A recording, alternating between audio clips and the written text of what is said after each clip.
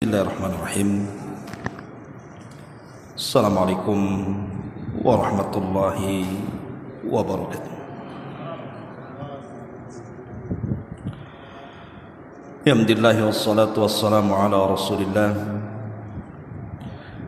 wa ala alihi wa sahbihi wa mawalah wa la hawla wa la quwwata illa billahi wa ba'du. Alhamdulillah, di malam ini kembali kita bisa duduk bertalabul ilmi di Masjid Nidaul Ilmi Kapling Beliung Tanjung Riau. Salawat dan juga salam kita hadiahkan kepada Rasul kita Nabi besar Muhammad sallallahu alaihi wa ala alihi wasallam.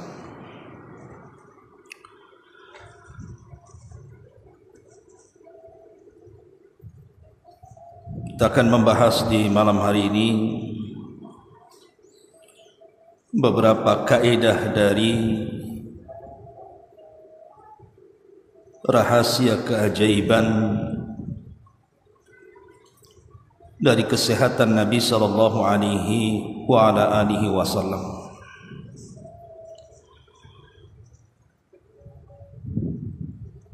Disebutkan dalam hadis Al-Miqdam Ibn Ma'di Karib radhiyallahu anhu, Nabi sallallahu alaihi wasallam mengatakan, ma mala abnu Adam wi'a asyarran min batnihi.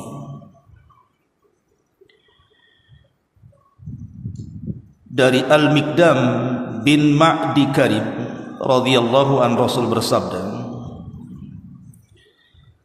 tidaklah anak cucu Adam memenuhi satu tempat yang lebih buruk dibandingkan daripada perutnya.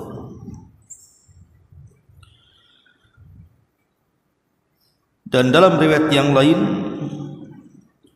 bihasbi ibni Adam aklatun yukimna sulbahu fa in kana la mahalata fa thuluthun li ta'amihi wa thuluthun li syarabihi wa thuluthun li nafsihi.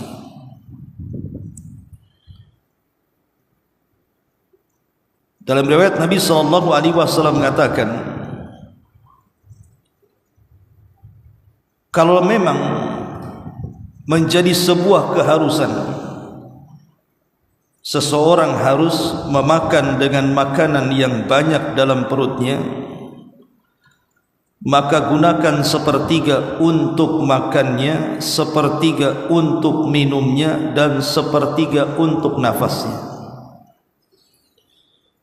Hadis ini juga disahihkan oleh Syekh Nasiruddin Al-Albani rahimahullahu ta'ala.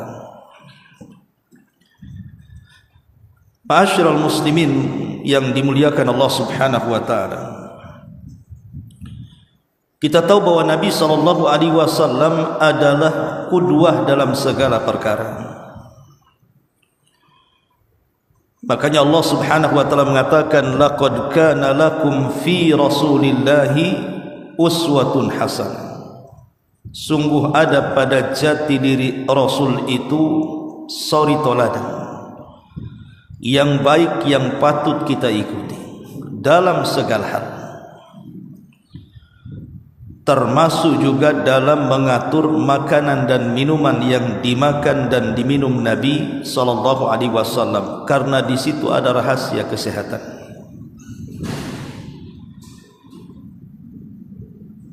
Sebagian ulama mengatakan dari hadis ini ada 6 kaidah yang sangat bagus sekali kalau seandainya kita renungkan dan kita amalkan. Pertama, jangan memenuhi perut dengan makanan yang banyak, karena kita tahu bahwa perut kita ini adalah masdar dari seluruh penyakit. Jadi penyakit itu sumbernya dari perut. Berdasarkan hadis ini, Nabi mengatakan ma mala abnu adam wi'a syarran min batni. Tidaklah anak cucu Adam memenuhi sesuatu tempat yang lebih buruk dibandingkan perutnya. Maknanya, kalau seandainya perut kita ini dimasukkan dengan berbagai macam makanan sampai penuh, maka akan timbul banyak penyakit. Ini yang pertama. Yang kedua, dalam hadis ini kita diajarkan tentang kaidah thuluth. Kaidah thuluth itu artinya kalau memang kita ini sangat berhajat kepada makanan, boleh jadi makanan itu dianggap lezat bagi kita. Maka Nabi SAW mengatakan, fa in kana la mahala, kalau memang harus makan banyak, fa thuluthun li ta'amihi wa thuluthun li syarabihi wa thuluthun li nafsihi. Maka gunakan perut itu menjadi 3 bagian. Sepertiga diisi makanan, sepertiga diisi minuman, dan sepertiga untuk bernafas. Kalau memang harus kita ini memakan makanan yang banyak, maka gunakan kaidah thuluth. Ini yang kedua. Kemudian yang ketiga, dalam hadis ini para ulama menjelaskan kaidah yang ketiga adalah al-qaidah al-i'tidal wat tawazun. Al-i'tidal wat tawazun. Artinya makanan yang dimasukkan ke dalam perut ini harus berimbang. Makna berimbang di sini jangan memasukkan satu macam makanan saja. Karena terkadang makanan itu terkadang penyakit itu ditimbulkan karena hanya satu makanan saja. Contoh umpamanya orang makan daging terus, pagi siang sore, pagi siang sore, tanpa ada asupan serat dari sayuran atau yang lainnya. Maka kalau hanya satu macam saja, maka ini akan menimbulkan berbagai macam penyakit. Maka gunakan kaidah at-tawazun wal i'tidal. Maka masukkan makanan ke perut kita ini, gunakan dengan berbagai macam jenis makanan. Ya, ada sayurnya, ada buahnya, ada dagingnya, ada ikannya, dan begitu seterusnya. Karena di sini ada kaidah kesehatan yang diajarkan Nabi sallallahu alaihi wasallam. Ini kaidah yang ketiga. Kemudian kaidah yang keempat, jangan israf. Jangan berlebihan dalam memakan makanan apa saja, walaupun zatnya halal. Nabi bahkan Allah Subhanahu wa taala mengatakan dalam surah Al-A'raf ayat 31, wa kulu washrabu wa la tusrifu innahu la yuhibbul musrifin. Makanlah dari makanan yang kau makan, minumlah dari minuman yang kau minum, tapi jangan berlebihan. Karena sesungguhnya Allah Subhanahu wa taala tidak suka dengan orang yang berlebihan. Karena orang yang berlebihan apapun jenisnya, maka itu tidak baik dan akan menimbulkan berbagai macam penyakit. Ini juga kaidah yang keempat. Kemudian kaidah yang kelima, biasakan untuk lapar. Biasakan untuk lapar. Karena kita tahu bahwa terkadang ketika perut ini diisi dengan berbagai macam makanan, maka akan timbul banyak penyakit. Lah ketika kemudian dibiasakan dengan lapar, maka itu salah satu solusi untuk membuang penyakit-penyakit yang ada dalam perut. Makanya kenapa minimalnya setahun sekali dalam Islam itu ada syariat puasa Ramadan. Karena selama 11 bulan perut ini memproduksi dengan sangat lelah berbagai macam makanan yang menimbulkan penyakit. Makanya disyariatkan puasa minimalnya setahun sekali Ramadan itu untuk mensterilkan sebagian banyak penyakit yang tertimbul dari perut kita. Makanya Nabi SAW lihat biasa lapar. Aisyah radhiyallahu anha mengatakan, setelah hijrah dari Mekah ke Madinah, maka Rasul tidak pernah merasakan makanan yang lezat. Bahkan pernah satu hari, kata Aisyah, 3 bulan berturut-turut Nabi SAW hanya memakan al-aswadan. Aswadan itu artinya tamar dan air putih saja. Ini kaidah yang kelima. Dan yang terakhir, simpanlah makanan di rumah itu yang mengandung obat-obatan seperti madu, minyak zaitun, habbatus sauda.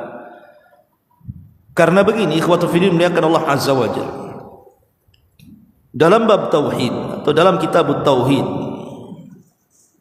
ketika kita bicara tentang sistem pengobatan dalam Islam itu, atau para ulama Islam menjelaskan bahwa sistem pengobatan itu kan ada 3 macam. Pertama, ada yang memang secara zatnya, bahwa kalau seandainya diminum ataupun dimakan berdasarkan nas Al-Quran dan Sunnah, itu adalah obat. Contoh umpamanya air Zam-Zam. Air Zam-Zam sudah banyak, tanpa diteliti pun air Zam-Zam itu air berkah dan bisa mengobati. Ataupun habbatus sauda, karena Rasul yang mengatakan habbatus sauda dawaun likulli da, obat segala sesuatu penyakit. Ataupun minyak zaitun yang merupakan minyak yang mubarakah, sampai dijadikan sumpah dalam Al-Quran, watini wazaitun. Atau apalah yang kemudian disebutkan berdasarkan Al-Quran dan Sunnah bahwa ini terkandung obat. Maka kalau seandainya berdasarkan nas Al-Quran dan Sunnah ini obat, maka silahkan konsumsi, karena ada nasnya. Yang kedua, boleh jadi mungkin Al-Quran dan Sunnah tidak menjelaskan ini obat, tetapi ada tajribah. Tajribah itu mungkin ada semacam eksperimen ataupun penelitian dari pakar-pakar kesehatan. Siapa yang memakan akar-akar ini, maka akar-akar ini mengandung zat tertentu yang bisa mengobati ini dan itu. Atau mungkin daun-daunan tertentu, kalau direbus diminum airnya bisa mengobati penyakit ini dan itu. Dan itu berdasarkan penelitian dan sudah banyak diuji coba. Maka ulama mengatakan tidak ada masalah kita mengkonsumsinya. Masalahnya yang ketiga, Quran Sunnah mengatakan ini tidak obat. Tidak ada penelitian para pakar-pakar kesehatan bahwa ini obat kemudian dijadikan obat. Lah, inilah yang kemudian terkadang menjerumuskan seseorang kepada kesyirikan. Minimalnya syirkul asghar, syirik kecil. Karena dia telah menjadikan sebab yang bukan sebab. Contoh umpamanya ada orang yang berobat dengan melingkarkan benang di leher atau benang di kaki atau benang di tangan, dengan keyakinan bahwa benang itu bisa mengobati penyakit ini dan itu. Lah, ini bahaya, merusak keyakinan. Makanya satu hari saya pernah dakwah di Pulau Moro sana. Itu ada dalam setahun bulan-bulan tertentu, entah apa keyakinan orang pulau itu. Jadi ada sebagian anak-anak kecil mereka itu dilingkari gelang dari benang warna kuning di lehernya, di perutnya, di tangannya, kan itu. Jadi saya tanya waktu itu sama warga di situ, kenapa kok anak-anak ini kok dipakaikan benang dari bayi sampai anak-anak kecil dan tidak boleh dilepas kecuali putus sendiri? Jadi orang-orang itu mengatakan, oh ini supaya anak ini kebal dari penyakit, gitu. Coba bayangkan, mereka mengatakan supaya kebal dari penyakit, tidak mudah terserang penyakit. Apa hubungan benang dengan penyakit? Justru kita tahu bahwa benang ini yang jual rata-rata ya penjahit, gitu ya. Tidak ada kita beli benang di apotek. Tidak ada hubung kait antara benang dengan penyakit, kecuali kalau benang itu untuk menjahit ketika operasi, lain ceritanya. Tapi kalau melingkarkan benang kemudian dengan keyakinan bahwa dia bisa melepaskan diri dari segala jenis penyakit, ini khurafat, karena dia menjadikan sebab yang bukan sebab, dan ini masuk pada syirkul asghar. Bahkan kalau sampai diyakini benang itulah yang menyembuhkan, bukan hanya syirik asghar lagi, bisa kepada akbar lagi. Jadi kalau seandainya perkara-perkara yang tidak jelas berdasarkan nas Al-Quran ini obat, dan tidak ada penelitian ini obat, jangan dikonsumsi, karena anda telah menjadikan sebab yang bukan sebab dan masuk pada perkara kesyirikan. Ini masuk ke akidah nantinya. Tetapi kalau memang ini sudah jelas berdasarkan nas Al-Quran ini obat, seperti madu, habatus sauda, minyak zaitun dan yang semacamnya, maka silahkan konsumsi lah. Minimalnya di rumah kita itu adalah obat-obatan yang bisa kita makan, makanan-makanan yang mengandung di dalamnya berbagai macam kesehatan. Inilah yang disebutkan oleh para ulama dari hadis ini tentang 6 kaidah ini, dan ini rahasia daripada kesehatan Nabi.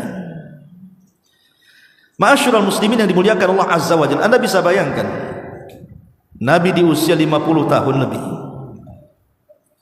Kita tahu bahwa Nabi diangkat menjadi Nabi dan Rasul kan di usia 40 tahun. Kemudian berdakwah di kota Mekah selama 13 tahun. Artinya sampai usia 53 tahun baru Rasul hijrah dari Mekah ke Madinah. Di Madinah inilah kemudian Rasul disibukkan dengan berbagai macam kesibukan. Disibukkan dengan perang, jihad, dan hampir 30 lebih atau kurang lebih Rasul SAW berperang. Kemudian Rasul disibukkan dengan perkara manusia, entah orang yang datang meminta solusi, meminta fatwa dan yang semacamnya, belum lagi menghadapi kabilah-kabilah. Kemudian di sisi lain Rasul berpoligami dan istrinya 11. Kemudian punya anak-anak. Rasul harus menghidupi keluarga. Coba kita bisa bayangkan sesibuk apa Nabi SAW. Tapi subhanallah, di usia yang sudah senja tidak ada penyakit yang menempa Nabi SAW. Bahkan ada riwayat walaupun sebagiannya dilemahkan, ketika Nabi SAW menyurati Muqawqis raja Mesir, kan Rasulullah SAW berdakwah dengan cara murasalah, mengirim surat ke raja-raja, ke raja Persia, ke raja Romawi, ke raja Ethiopia, Najasyi, bahkan ke Mesir, Muqawqis. Raja Muqawqis memang tidak masuk ke dalam Islam, tapi dia sangat menghargai surat Nabi SAW sehingga mengirimkan hadiah kepada Rasul. Apa hadiahnya? Pertama 2 budak perempuan, Maria Qibtiyah dan Sirin. Kemudian Maria Qibtiyah diambil Rasul, akhirnya punya anak Ibrahim, tetapi Sirin diberikan kepada juru bicara Nabi SAW, Hasan ibn Thabit. Kemudian yang kedua diberikan hadiah seorang tabib, seorang dokter. Tapi Nabi SAW kemudian tidak mau dokter ini, disuruh balik lagi ke Mesir. Kemudian kata Nabi SAW, kami terbiasa kaum yang lapar, tidak perlu kami tabib katanya. Dari sini kita tahu bahwa kehidupan Nabi SAW itu sangat sehat sekali. Makanya sampai para ulama meneliti, kok bisa Rasul SAW di usia senja itu kok sehat sekali, padahal kita tahu antum yang merasakan usia kepala 4 ke atas gitu kan, itu kan sudah merasakan macam-macam penyakit. 40 tahun ke atas itu kan biasanya ceritanya sudah cerita penyakit. Lain kalau usia 20 tahun cerita cita-cita. Ini kayak anak-anak yang masih muda ini kan kalau bicara dengan kawannya pasti cerita cita-cita kan. Cita-cita antum kalau besar jadi apa kan itu. Tapi kalau usia 40 tahun kan tidak ada cerita cita-cita, cerita penyakit. Aduh, kolesterol naik, darah tinggi naik. Cuman kolesterolnya, asam uratnya, darah tingginya, paling itu yang diceritakan. Nanti usia 50 tahun ke atas bukan penyakit lagi, fasilitas rumah sakit biasa diceritakan. Nanti usia 70 tahun cerita dokter, oh dokter itu bagus, dokter itu tak bagus kan. Habis itu cerita tamiang lah terakhir itu. Tapi jelas kita tahu bahwa usia-usia senja 40, 50 tahun ke atas kan sudah rentan dengan penyakit. Tapi lihat Nabi SAW itu sehat sekali. Sehat sekali. Bahkan yang mengakibatkan kesehatan Nabi SAW terganggu itu karena racun.